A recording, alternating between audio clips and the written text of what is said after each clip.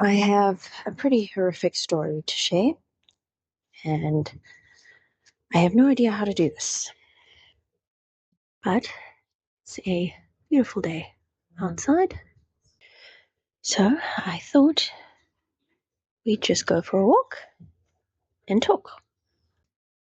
Okay, let's go. So, when I was a teenager, I was put on to antidepressants. I was moody and anxious and a bit depressed, so I was put onto venlafaxine, an antidepressant. I was given a chronic prescription, so I took it for years and years and years. I didn't really think about it. I just knew I was supposed to take it, and so I did. What I didn't know was that in doing that, my body was forming a chemical dependence, physical addiction to the drug. No one told me, so I didn't know. So, over a decade goes by, and I get to an age where I would like to start a family. And I find out that the medication I'm on is not great for pregnancy. So I go to my doctor and go to a psychiatrist and say, hey, I would like to fall pregnant, and heard the medication is not great for that, so what do we do? And we all agree that I seem to be doing fine now and probably don't need the medication. So we're going to try coming off the drug, and I was told that it would be out of my system in 6 weeks. Should be pretty easy, no problem.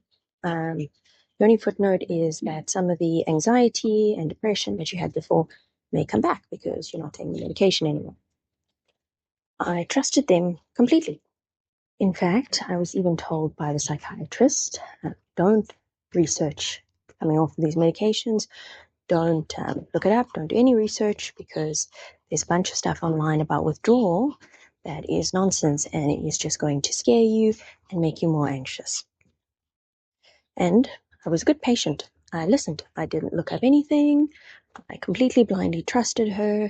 And I thought, well, maybe I'll get a little bit anxious again and depressed, but it's nothing I haven't been through before. Nothing I can't handle. I'll be fine. Needless to say, that is not what happened at all. I was led to believe that this would just be a return to some previously unmedicated state. And boy, was that wrong. It was really, really horrible advice. And it ended up fucking me up pretty severely. And I have come to find that there are so many misconceptions and lack of awareness about this stuff. So I wanted to try and describe what happened to me and what the experience was actually like. It's really hard to try and describe it and explain it, though, because every time I think about it, I get so angry. Sorry, this is super tough to try and convey because it's just impossible for you to fathom what this is like unless you've experienced it yourself, and I don't recommend that. So I'm going to do my best. Okay, if you or someone you know has ever taken antidepressants or any kind of mood stabilizer, then you'll know that if you forget to take your medication on time, you will begin to experience a sensation that feels like someone has taken jumper cables, attached them to your spinal cord, and is now attempting to jumpstart their car. That is only the very beginning. The hellscape gets exponentially worse from there. I started experiencing panic attacks for the first time in my life. And honestly, panic attack doesn't seem like the right word for it. To give you an idea of what I'm talking about, one of the very first times it happened, I was sitting eating dinner with my husband, absolutely fine, and out of nowhere, my heart rate skyrockets to 160 beats a minute, and I clocked it. And is just railing against my chest so hard that not only can my husband sitting next to me hear it and feel the heat radiating from my body, you could see my entire chest, beating up and down with my heart. It was so violent, I could feel it throughout my entire torso. It is not a subtle experience at all. So I laugh whenever it's suggested to me that maybe you experienced panic attacks before, you just didn't know that that's what they were. Maybe, but I'm pretty sure if anything like that had ever happened to me before, I would know about it. Anyway, that's just scratching the surface. Because psychiatric drugs work by affecting your central nervous system, and your central nervous system is essentially the circuit board for your entire body, there's not much that doesn't get affected. The list of horrific symptoms really just goes on and on and on. Off the top of my head, I've had vision issues, breathing issues, heart palpitations, blood pressure issues, stomach issues, chest pain, body pain, muscle twitches, throbbing, tremors, tinnitus, dizziness, extreme fatigue, swelling like I'm having an allergic reaction or something. What else? Akathisia, there's a fun one. I would go from just about catatonic with like dime-sized pupils just sitting, staring, to endlessly pacing up and down like the Walking Dead the whole day. And it's insane. You can't help it. It's like you've been possessed or something. It's truly insane. Then there's the insomnia, which is so fucking diabolical because you can't even go to sleep to escape the waking nightmare. Because every time you try to, you wake up with your heart pounding, gasping for air, overcome with an immense sense of dread and terror every single time you try to fall asleep. You may think that you know what I mean when I say dread. Trust me, you don't. I am talking about the kind of dread when, in the middle of the night, you hear glass shattering and see a gun-wielding man breaking into your house, or a rabid bear charging you like impending doom, death is imminent right now kind of dread and terror. That's just some of the physical symptoms. The mental state that accompanies this is really its own masterpiece of evil fuckery. I have entered the mindset of somebody who is terminally ill. It is the only way that my brain can make sense of what's happening to my body, that I must be dying. I have honestly celebrated every shit, sneeze, piss, and fart, and minute sign of life from my body because I've been genuinely surprised that I've woken up at all some days. And your body doesn't just shut down on you, it actively tortures you. I started to scare myself, and I didn't scare myself when I started thinking the only logical conclusion would be to put a bullet in my brain. I didn't even scare myself when I started thinking that that would be a relief. I started to scare myself when I started to get the overwhelming impulse to end myself. Now, in case you're wondering what that's like, you know when you jump into a boiling hot bathtub, you automatically jump out without even thinking about it. It's a knee jerk, like stepping on a pin. That is the kind of impulse that I'm talking about.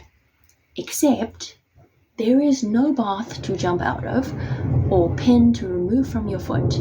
Your brain is just screaming to get out of your body. And in those moments, I did not trust myself to not hurl myself in front of traffic just to stop the sensation. That is what this is like. It has been so physically debilitating, I had to quit my job. It broke me completely. So, yeah, it really sucks dog dick. That wasn't actually the worst part for me, though. The worst part was how utterly abandoned and let down I felt by the medical professionals that were supposed to help me, who I was paying an exorbitant amount to help me. You see, when I inevitably went back to the doctor to try and get some help for the absolute hell that I was experiencing, they didn't believe me. They basically told me that they didn't think that that could happen, And the best advice they could give me was that it is probably evidence that I am crazy without the drugs. So you can imagine how extremely unhelpful that was. So I decide, fuck it, I am going to do my own research. And come to find out that there are a disgusting number of people who have the exact same experience that I had. Not only that, but there have been more recent studies that document the absolutely devastating withdrawal effects from these drugs that can last for a hideously long time. But unfortunately, that doesn't fit the narrative that was provided when these drugs were initially rolled out as a good idea. You see, initially, the narrative was that these drugs probably do cause withdrawal, but it leaves your system in 6 weeks, so any withdrawal is brief and mild. And any symptoms that you experience after that, which we know can happen, but in those pesky little cases, all that is a return of previous symptoms, and if anything, it's just further evidence that they need our drugs. So you should have no fear giving it out like fucking candy. And it worked extremely well. In a lot of ways, you're kind of better off if you're a heroin addict. Because in that case, people will say, it's a disease, you can't help it, you need help and understanding. But if you're someone like me, whose only crime is taking your medication as prescribed and following doctor's orders, in that case, people will tell you, well, you did it to yourself. This is all your fault. How fucking sick is that? Anyway, I know I'm just some random asshole. Why listen to me? So I've included links to videos explaining the topic by neuroscientists and psychiatrists and people much more learned than me. And look, I don't think I'm going to change anybody's mind. I don't even know if this is going to reach anybody. I'm just really hoping beyond hope that people start talking about this. Maybe one day we'll finally do more studies, make the documentary, start a fucking class action lawsuit, whatever the fuck we need to do to stop this from happening.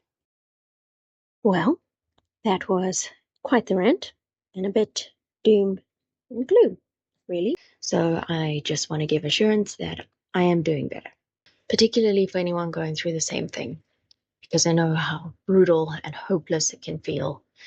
And it feels like you are just stuck in this endless nightmare. That is not true. I can promise you it does get better.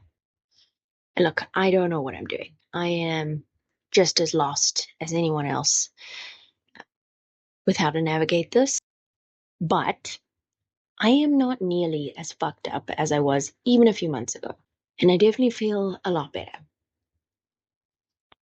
So I'm not there yet, but that's progress. So even though progress is mind-numbingly slow, and it does not happen in a linear fashion at all, it goes up and down and fucks around, but it gets better, I promise. Like I said, I can't tell you what to do. Honestly, I don't know. But if you are struggling, I've added a link to a video that really helped me with some guidance on how to navigate this. And hopefully, it helps you too. Cheers.